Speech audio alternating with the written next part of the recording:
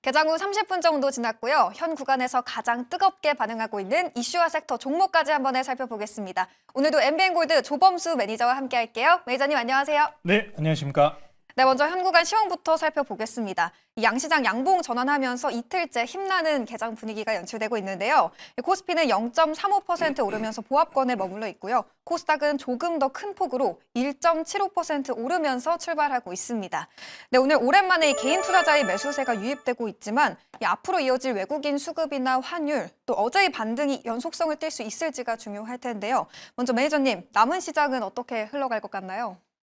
지금 우리나라 시장이 굉장히 저평가 구간이라는 평가는 많이 받고 있습니다. 어제 중에 반등이 오늘 장에도 좀 이어지길 기대했지만 전일 미국장의 반도체들의 조정 때문에라도 오늘 상승분이 좀 저해되는 모습을 보실 수 있는데요. 전일장 기준으로도 굉장히 강한 반등이 나왔다. 단기적으로 일단 반등이 나온 상황이지만 어제 수급 중에서 가장 중요한 수급이라고 한다면 당연스럽게 우리나라 코스피 1등, 2등인 삼성전자와 SK 하이닉스의 수급이 가장 중요했다라고 말씀을 드리고 싶은데 오늘 같이 수급 한번 먼저 확인해 보실게요. 어제 기준으로 삼성전자 지수가 반등이 나왔으니까요. 매수세, 외국계 매수세가 들어왔을까요? 안 들어왔습니다. 안 들어왔어요. SK 하이닉스조차도 지금 안 들어왔습니다. 그래서 지수 상승분에 가장 큰 영향을 미쳐야 되는 종목들이 지금 일단 아직까지도 약세 구간에 있다. 이 반도체 업황이 시장에 추가적으로 영향을 미치고 있는 부분을 확인하셔야 될 것 같고 지금 보시면은 수급이 외국계는 계속 팝니다. 계속 파는데 기관이랑 금투가 매수세, 연기금 자금들이 계속 들어와요. 그러니까 이게 증시 안정자금이 계속 들어온다는 얘기인데 이 자금이 만약에 고갈이 된다면은 그러면은 다음에 또 리스크성으로 우리가 이야기할 수밖에 없을 겁니다. 이제 코스피 내지는 우리나라 시장의 저평가 구간을 이야기하는데 같이 보셔야 되는 거는 ETF를 함께 보시면 좋을 것 같은데요. 제가 ETF 차트 하나 같이 보여드릴게요. iShares ETF라고 해서 MSCI 지수 ETF입니다. 아래쪽으로 지금 떨어져 있는 게 우리나라 사우스 코리아 ETF 지수고요. 위에가 이머징 마켓 지수입니다. 우리나라가 아직은 이머징 마켓 지수에 편입이 되어 있고 이 이머징 마켓 지수와 함께 커플링 되면서 움직였었던 이력이 굉장히 높습니다. 그런데 지금 보시면은 디커플링이 났어요. 확실하게 디커플링이 났습니다. 과거 역사 구간 쭉쭉 당겨보셔도 언제나 커플링을 이루면서 갖고 이머징 마켓 지수에서 대한민국이 차지하는 비율이 높았지만 지금은 그 비율이 깨졌다라는 점을 보시면 두 가지 가능성으로 볼 수 있어요. 지금 이런 갭을 만든 상황을 대한민국 지수가 강하게 반등 만들어서 좁힌다. 두 번째는 이런 디커플링 현상에서 이머징 마켓 지수가 떨어진다는데 이머징 마켓 지수가 떨어지는 지금 현상으로 가려면은 경기 침체밖에는 없는 상황인 만큼 우리 여러분들께서도 지금 이제 현재 반등 구간에 따른 변환점을 계속 지켜보고 있으실 거예요. 많은 분들이 아직은 안심을 할 수는 없다는 이야기를 많이 해주실 수밖에는 없을 것 같습니다. 탄핵이냐, 하야냐, 아니면은 뭐 개헌이냐, 지금 여러 가지 논의가 지금 이야기가 나오고 있고 이번 주 토요일에도 또 표결에 들어가지 않습니까? 근데 어찌 되었든 탄핵을 들어가든 아니면은 조기 퇴진으로 가든 결국에는 시간은 3에서 6개월이라는 시간이 걸린다는 거예요. 그러면은 여기서 가장 빨리 끝나는 게 물론 정치적 리스크 측면에서는 가장 안정적입니다. 다만 길어진다면은 그 부분은 더 부정적으로 볼 수밖에는 없겠죠. 그래서 지금 정치적인 리스크뿐만 아니라 지금 반도체 섹터로 의한 추가적인 상승 동력이 부족한 상황이다가 현재 시장을 만들고 있는 모습이기 때문에 아직은 우리가 완전히 주의를 내리서는 안 된다는 점 기억하시면 좋을 것 같고요. 코스피 차트도 함께 보고 넘어가실게요. 코스피 차트도 함께 보실 텐데 코스피 차트를 좀 길게 보겠습니다. 코스피 차트를 길게 연봉, 월봉 단위로 한번 보실 텐데 많은 분들이 차트 기준으로 말씀하셨을 때 지금 밑에 지지 구간을 이탈했다라는 이야기를 해줬어요. 그러면은 우리 여러분들 일반 투자자분들께서 그럼 여기서 어떻게 투자해야 되나요? 라는 말씀하실 때 제일 중요한 게 이 위로 안착하는 모습 확인하면은 그 이후로 들어가셔도 늦진 않습니다. 지금 보시면은 거의 애매하게 아슬아슬하게 걸쳐 있습니다. 주봉으로 한번 바꿔서 보여드릴게요. 이미 좀 많이 빠졌고 그만큼 반등을 만들었다고 저도 생각합니다만 딱 지금 이 자리에 머물고 있는 모습을 볼 수 있어요. 저항대를 딱 맞추고 있는 모습이기 때문에 현재 2430에서 내지는 40까지 오차값 범위는 분명히 있습니다. 오늘 고가를 좀 더 넘어서 위로 강하게 안착하면서 마무리하면은 더 추가적인 상승 기다려봐도 좋을 것 같으니까요. 지금은 미국장이 빠지려는 모습을 보여주고 있는데 오히려 미국장이 버텨주면서 함께 상승 동력원을 제공해주면은 돌파 가능해 보인다. 라고 말씀 전해드리겠습니다.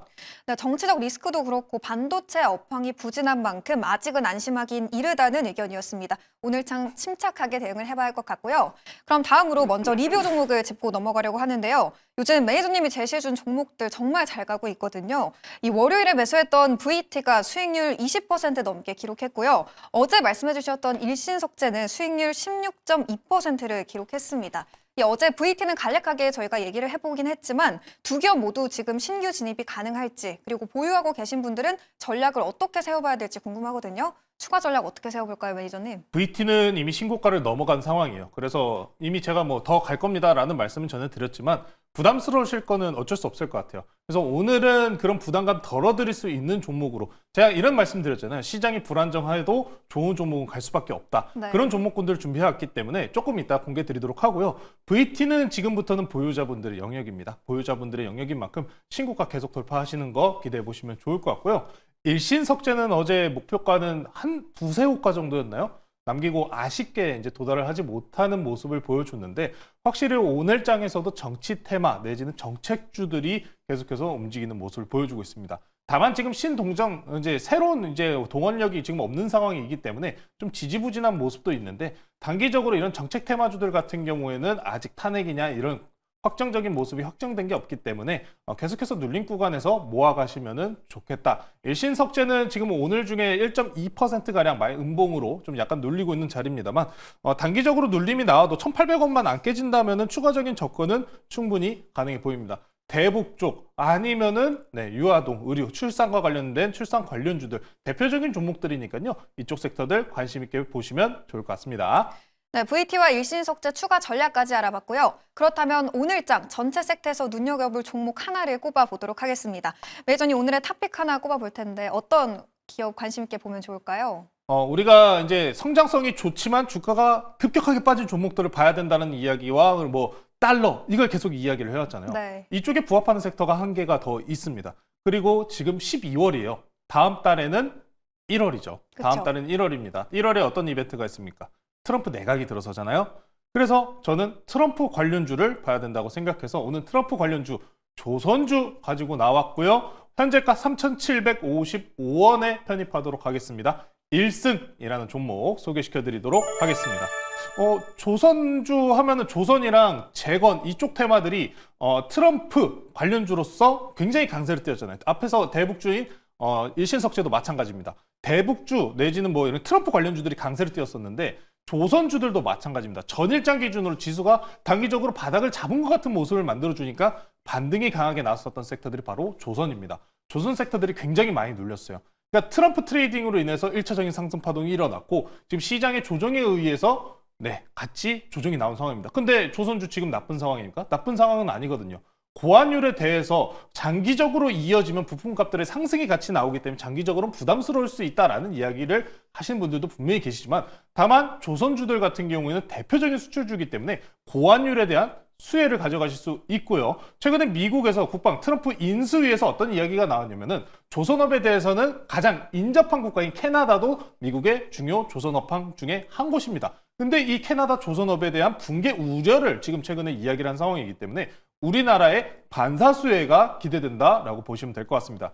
현재 미국에 진출해 있는 거는 하나그룹주들도 있지만 함께 LNG 관련주들 특히나 이런 기자재 섹터들은 함께 엮여 있는 모습을 보이기 때문에 충분하게 그 수혜를 함께 쫓아간다라고 보시면 될 것 같습니다. 이제 트럼프 2기가 들어서면 LNG선, 특히나 LNG의 수출량을 다시 늘리겠다라는 공약이 있었던 만큼 LNG 수출선 우리나라에서 정말 잘 만듭니다. 이에 따른 수혜 함께 보시면 좋을 것 같고요. 차트 한번 보실게요. 차트 보시면은 현재 트럼프 1차적인 상승 파동 이후에 깔끔하게 조정분 지금 나온 상황입니다. 지금 조정에 대해서 60%가량 깔끔하게 돌려준 상황이기 때문에 지금부터 반등 시도하는 모습 잘 지켜보시면 좋을 것 같고요. 단기적으로 20일 이평선 넘어가는지 보겠습니다. 목표가 4,000원 먼저 제시해드리고요. 이 4,000원을 돌파한다면 충분하게 더 업사이드 가능하니까 목표가 4,000원 넘어가면 추가적인 전략 제시해드리도록 하겠습니다. 손절가는 3,000원으로 추세 이탈하는 자리로 설정해드리도록 하겠습니다. 네, 펀더멘털 탄탄하다는 평가를 받고 있는 섹터 조선주인데요. 고환율에 따른 수혜부터 트럼프 행정부의 LNG 수출 기대감까지 보유하고 있는 기업 1승 체크해봤습니다.